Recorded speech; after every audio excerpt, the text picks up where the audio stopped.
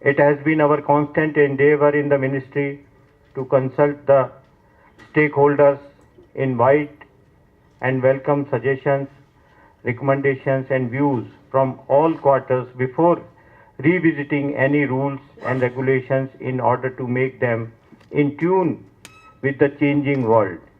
In the true spirit of partnership between the government and the business, as both are intrinsic parts of a democratic framework and as the structure of corporate governance, which is essentially rooted in democracy, we need to bring our shareholders and stakeholders as real voices in the corporate democratic space, wherein relations are defined by mutual trust and respect. With this background, we have taken the motto which we follow in our ministry, corporate growth with enlightened regulations. In line with these mottos, our ministry has taken a number of path-breaking initiatives, some of which were mentioned by Honorable Prime Minister also in his speech, relating to corporate reforms, good governance, and improved regulatory framework for effective corporate functioning and investor protection.